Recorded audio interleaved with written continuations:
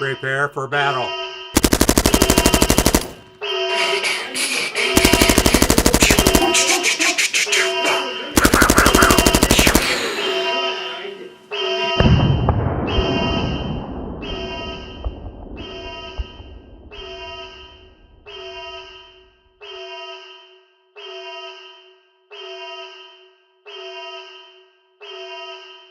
Hey Shutterclickers, this is not really a shootout like the intro implied. I did a shootout when I first got the 77D about 6 months ago. I did a shootout comparison of the two cameras, the T3i with the 77D.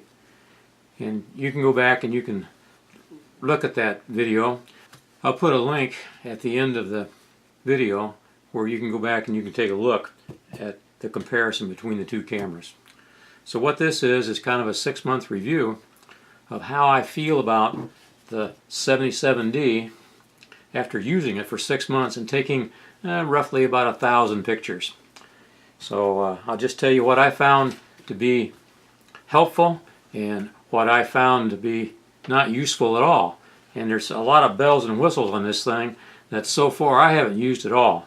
So let's just take a look at the 77D and we'll talk about it. First of all, my first 77D was defective right out of the box. The main dial here wouldn't work, and it was always in what's called Q mode. If you look on the back, you press this Q button and it goes into Q mode. And what Q mode is, it makes your screen active in the back to where you can make adjustments without going through the menus. And that's very, very handy. But it's nice also to have the basic mode when you first turn the camera on. And that wasn't working, and neither was this dial. So I had to send it back.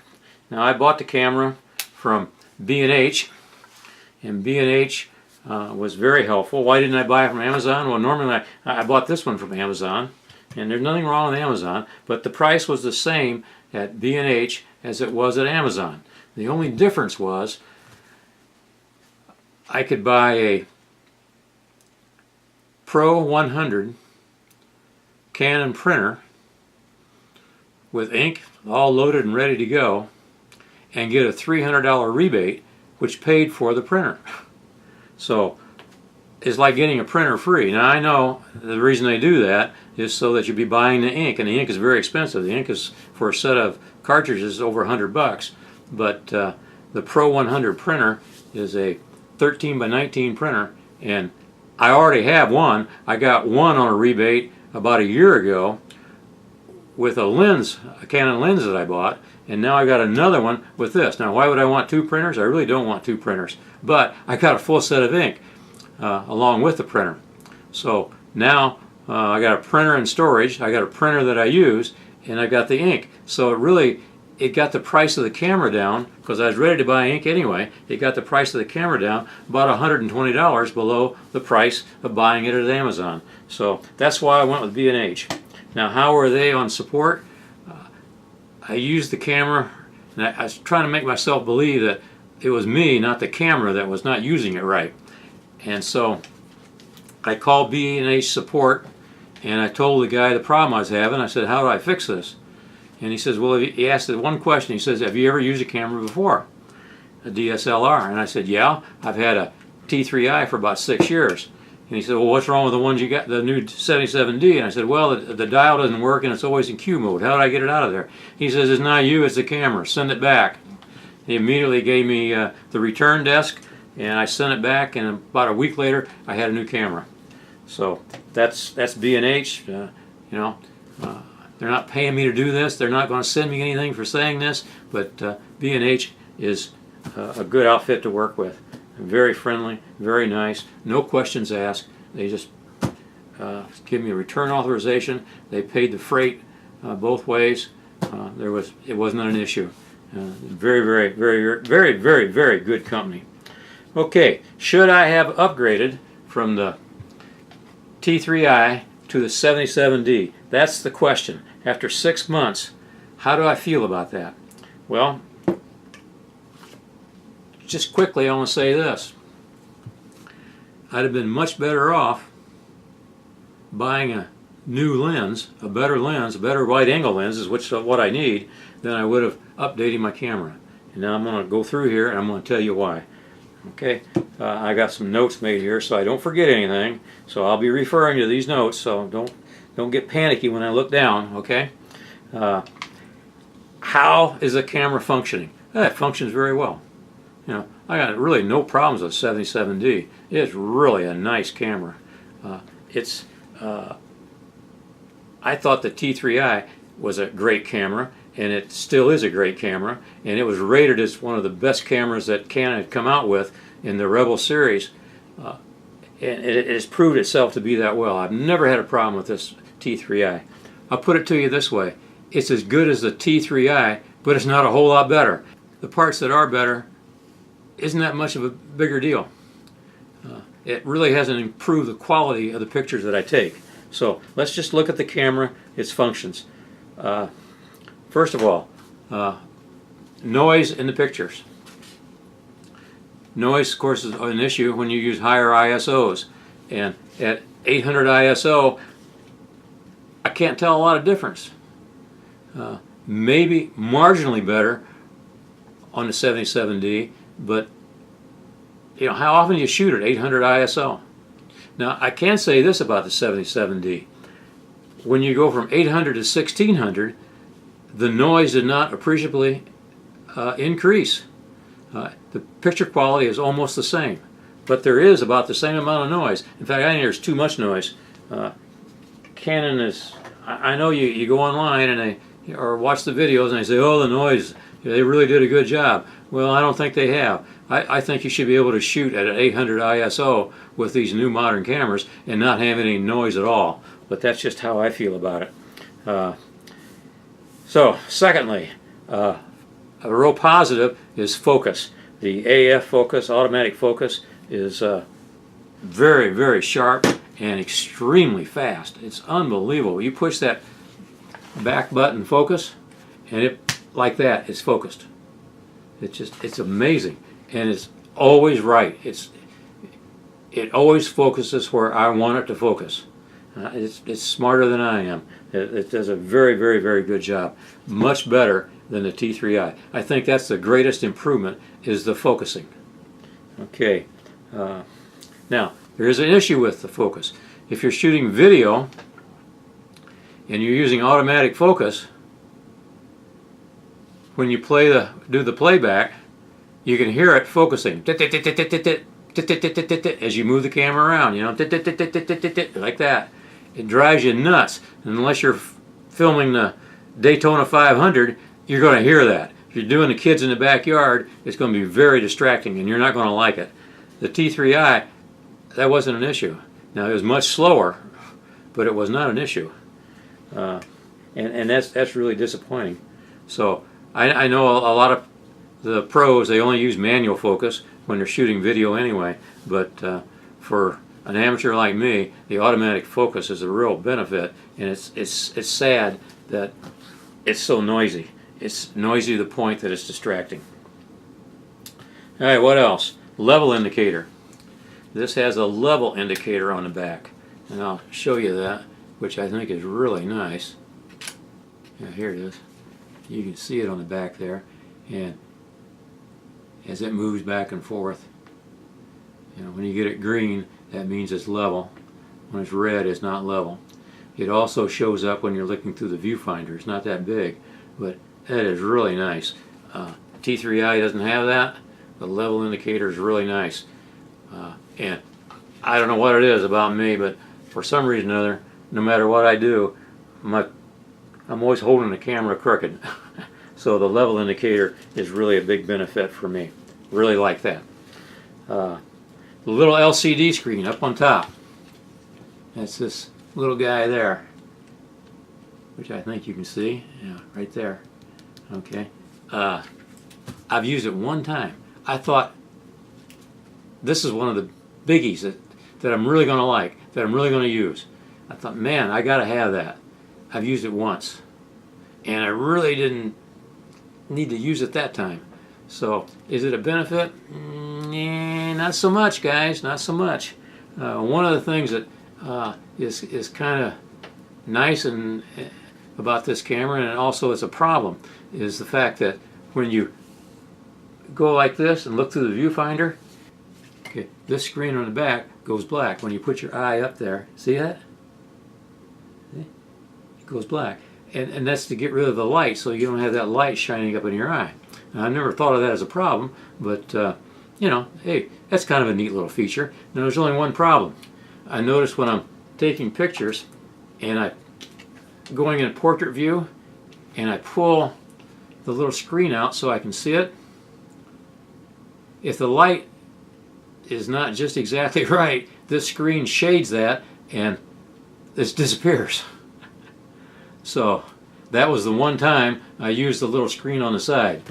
You know, it thinks that you got your eye up there. If the light is coming from the wrong way and it's shading that, why then it turns the screen off. You can't see what you're doing. So that was kind of an issue. And in one sense it's nice, and in another sense it's not so nice. Touchscreen. This has a touchscreen, which is really a big improvement. I mean, you know, you put it on Q especially. You want to go up here, you tap on that, and you can go, it just click, changes the screen. You can go right into HDR, bracketing, or whatever you want to do. It's just really, really easy. Very, very nice. Hit the back button, hit the Q again, and it goes right back into basic.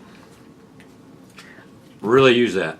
I use that all the time. It's super, super handy. That's a big improvement over this. The screen on this is not live. It shows you what you're doing, but you got to go through either the menu or you got to go through all the buttons on the back. So let's see. Q function, I already mentioned that. That's really, really handy. The dial on the back. It has a dial now on the back. This has buttons on the back where you can, click around and change this sort of thing. Well, this has a dial on the back, and it dials right there. You can turn it and it changes something. Yeah, it's changing the metering is what it's doing at this point. I've never used it. Maybe I should be using it, I don't know, but I've never used it. So maybe I'll learn that it is a benefit. But for me right now, after 6 months, I've not used it one time. Zero. The lock button, that's this little button right here. You can set your camera up, you push that up, and it locks everything. Nothing works. All you can do now is take a picture. Never used it. I've never had a problem with bumping and changing my settings. So I'm not sure what that was all about. Maybe if I was shooting action stuff, maybe I'd want the lock button. I don't know, but so far I've not used it. This camera has Wi-Fi.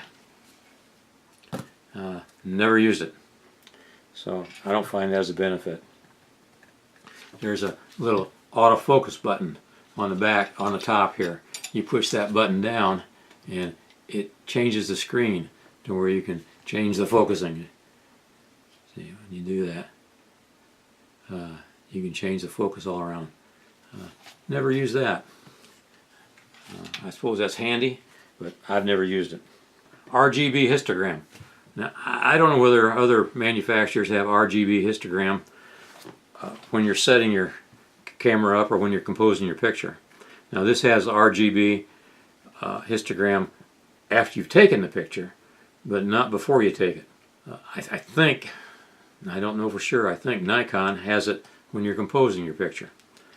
But why would I want that? Well, because I like to move my histogram all the way up to the right edge, and sometimes when you do that, it blows the red out.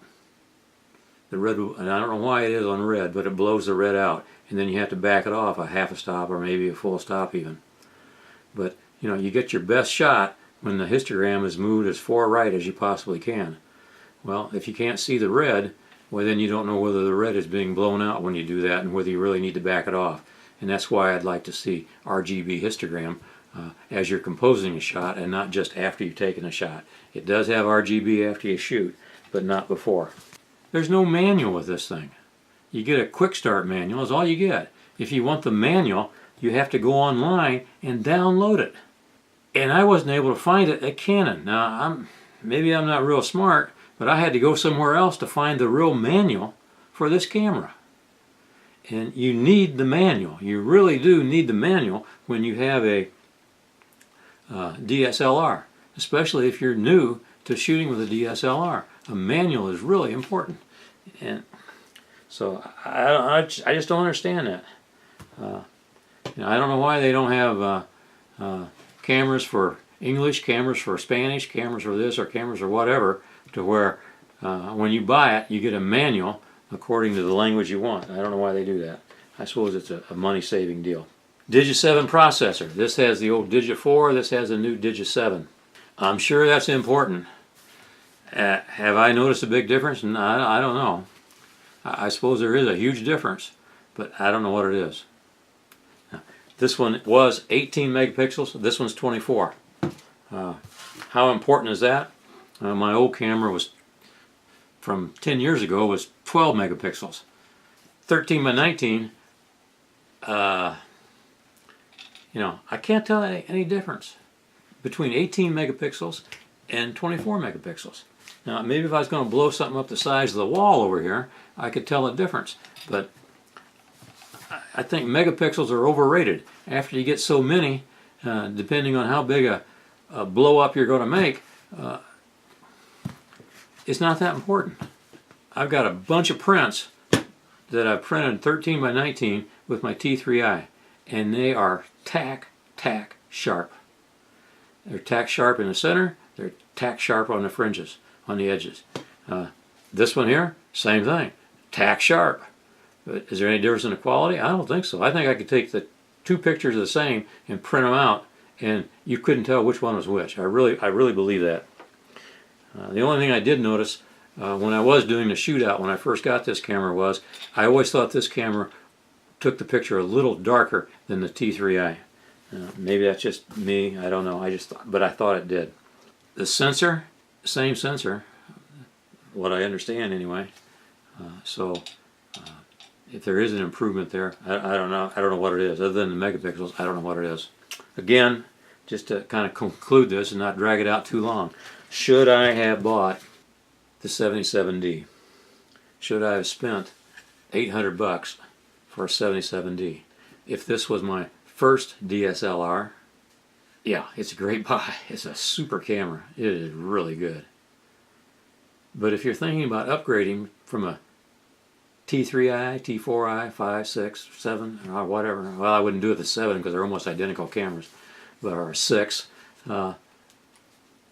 Seriously, I can't tell any difference. I really can't. For what I do, maybe if I was a professional, but if I was a professional, I'd probably get a 5D Mark II or something like that and spend $4,000 for a camera. But upgrading from this, moving up to this for $800, nah, I don't think so. I think I would have taken my money and put it in a new lens, some of the L lenses, because the L lenses, that's what really gives you the sharp, clear, tack sharp picture.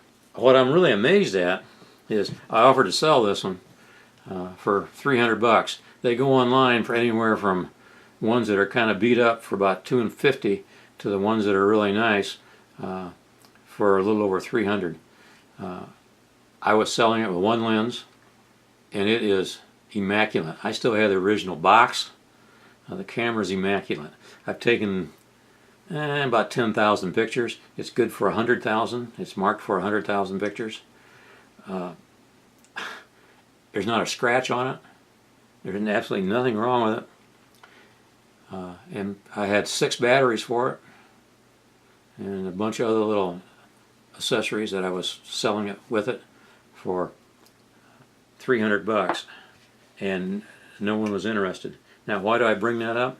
I bring that up because advertising fools us into believing that we need to be constantly updating our cameras, and we really don't. So what am I going to do with this one? I tell you what I'm going to do with it. I'm going to start shooting some of my movies with it. because it takes really good movies. And you know, I didn't know that. For 6 years, I didn't take the first movie until I got this camera. And I took a movie with this camera just to test it. And when I heard the noise, I went back and tested this one to see if it was noisy. And there was no noisy when it focused. And it takes great movies. I mean, just really fantastic movies. So that's what I'm going to do with it now. Unless somebody calls me up and says, hey, I want to buy your camera for 300 bucks. Well, that's it. You know, I got fooled. I'm just... Canon, they make their cameras too good. You know, there's no reason to update. Maybe if you're a pro, you need to consider that. But for us amateurs out there, taking pictures of the kids, taking pictures on vacation, and just doing some hobby work, wow, you don't need it. You don't need it, folks. If you've got a nice Rebel, don't spend your money on the cameras. Spend your money on the lenses. And of course, here, let me zoom in. I just love this. I can zoom in. Oh, and get real close to you. Of course, you know what to do. You get out there, and the most important thing you can do is to keep your shutter clicking. So you have a great day, and I hope this little review kind of helps you decide what you want to do with your camera. So, bye for now.